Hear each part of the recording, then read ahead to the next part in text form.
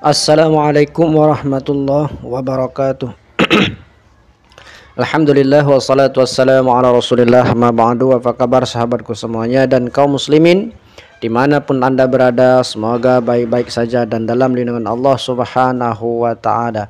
Baik teman-teman, kita sering mendengarkan berita ajaran sesat, ajaran menyimpang, ajaran yang tidak sesuai dengan syariat Islam atau aturan-aturan yang ada di dalam agama Islam. Nah, kita sebagai orang awam masih tahu apa saja ajaran-ajaran yang menyimpang. Tentunya sebelum kita mengetahui ajaran ini menyimpang atau tidak, aliran ini menyimpang atau tidak, pasti ada kriteria, ciri-cirinya. Ketika kita mengenal seseorang, pasti kita harus mengenal ciri-cirinya. Nah, gitu kan? Misalnya kita mengenal si Anu, si A. Sebelumnya kita belum kenal. Nah, kita harus tahu ciri-ciri si A itu apa. Rambutnya panjang, kulitnya sawo matang, dan seterusnya. Itu kan ciri-cirinya. Nah, begitu juga aliran sesat. Aliran sesat ini ada kriterianya yang dikeluarkan oleh Majelis Ulama Indonesia. Setidaknya ada 10 kriteria di sini. Kita baca situs dari MUI Digital, judulnya Ketua MUI Bidang Fatwa sampaikan 10 kriteria aliran sesat. Jadi menurut MUI ada 10 kriteria ajaran sesat. Artinya ketika yang 10 ini ada pada seseorang, kemudian juga misalnya ada dalam sebuah kelompok misalnya, nah berarti seseorang atau individu itu maupun kelompok itu sudah pasti dikatakan ajaran sesat, sudah menyimpang. Nah, kita baca di sini, Ketua Majelis Ulama Indonesia MUI Bidang Fatwa Profesor Dr. Kiai Haji Asrarun Niyam Soleh menyampaikan 10 kriteria aliran sesat yang menjadi parameter yang menjadi tolak ukur dalam menetapkan fatwa terkait akidah. Nah, kriteria ini merupakan hasil yang disepakati dalam rapat kerja nasional MUI. Jadi menurut beliau, yaitu menurut Profesor Dr. Kiai Haji Asrarun Niyam Soleh, menyampaikan ada 10 kriteria aliran sesat yang ada di Indonesia. Apa saja? Nah, ini mesti tahu ya. Dan harus dicatat supaya kita bisa mengukur. Ada misalnya orang mengatakan ini, mengatakan itu, atau ada kiai, atau ada seseorang yang casingnya seperti kiai, seperti orang yang paham agama. Kita ukur dulu dengan kriteria ini. Yang pertama, mengingkari salah satu rukun iman dan rukun Islam. Ketika seseorang memfatwakan atau menyampaikan yang mana isinya mengingkari salah satu rukun iman dan juga salah satu rukun Islam, maka ajaran itu dikatakan ajaran menyimpang, ajaran sesat. Jadi rukun iman di dalam Islam ini ada 6. Percaya dengan Allah, percaya dengan malaikat Allah, percaya dengan Rasul Allah, percaya dengan kitab Allah, percaya dengan hari akhirat, percaya dengan takdir baik dan takdir buruknya. Jadi ada 6. Nah, kemudian ada rukun Islam 5, mengucap 2 kalimat syahadat, mendirikan salat, menunaikan zakat, puasa Ramadan, dan berhaji. Nah, ketika yang 11 ini, 6 rukun iman, 5 rukun Islam dilanggar atau menafikan, mengingkari, maka dikatakan ajaran ini atau pendapat orang ini pendapat yang sesat gitu. Nah, kemudian yang kedua, meyakini atau mengikuti akidah yang tidak sesuai dengan dalil syar'i. Mengikuti dan meyakini akidah yang tidak sesuai dengan dalil syar'i. Tuh.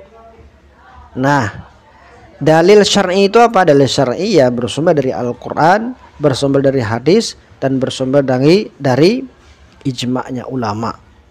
Kemudian yang ketiga meyakini turunnya wahyu sesudah Al-Qur'an. Ketika seseorang atau satu kelompok meyakini ada wahyu sesudah Al-Qur'an, maka ajaran itu dikatakan ajaran sesat.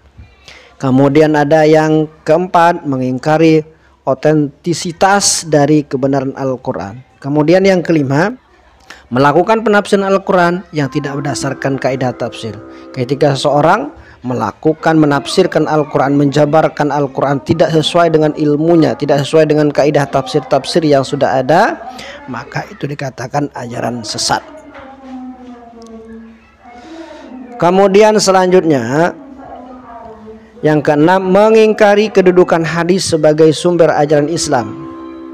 Jadi artinya orang ini atau satu kelompok mengingkari atau mendustakan kedudukan hadis sebagai sumber ajaran Islam. Jadi mereka tidak percaya bahwa hadis itu sebagai sumber Al-Quran.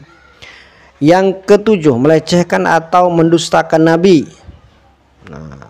Yang kedelapan, mengingkari Nabi Muhammad SAW sebagai Nabi akhir. Artinya seseorang mengaku Nabi atau dalam ajarannya ada yang mengaku Nabi, berarti ajaran itu ajaran sesat sudah. Kenapa? Karena di dalam Islam dikatakan la nabi abadah, tidak ada nabi setelah Nabi Shallallahu Alaihi Wasallam. Nah ternyata ada yang mengaku Nabi, berarti ajaran itu sesat. Yang kesembilan, mengurangi atau menambahkan pokok ibadah yang telah ditetapkan oleh syariat, dikurangi pokok-pokok ibadah yang ditetapkan oleh syariat. Kemudian yang terakhir, mengkafirkan sesama muslim hanya karena bukan bagian dari kelompoknya. Jadi karena orang lain itu bukan bagian kelompoknya, bukan golongannya, dia mengkafir-kafirkan.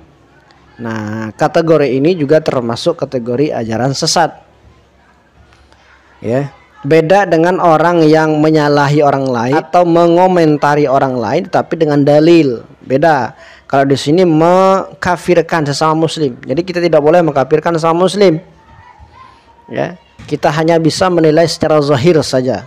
Tapi kalau secara batin, selama mereka mengucap dua kalimat syahadat, menunaikan ajaran-ajaran Islam dengan baik, yaitu dikatakan Islam. Nah, jadi tidak boleh kita mengkafir-kafirkan orang lain. Nah, itu 10 kriteria ajaran-ajaran sesat. Kemudian di sini disebutkan selain itu MUI juga telah menetapkan kriteria penetapan kafir, kriteria tidak mudah mengkafirkan seorang, dan kriteria penodaan agama yang juga dijelaskan dalam Undang-Undang Republik Indonesia. Hal ini ia ungkapkan dalam kegiatan upgrading dan silaturahim alumni standarisasi Dai MUI di Wisma Mandiri Jakarta, Senin 25 bulan 3 2024. Begitu ya. Jadi intinya bahwa kita sebagai orang awam mesti tahu 10 kriteria ini. Kalau ini sudah dilanggar, kalau sini sudah masuk, sudah dilakukan oleh seseorang atau satu kelompok atau satu ajaran, maka sudah pasti ajaran ini ajaran sesat menurut Majelis Ulama Indonesia.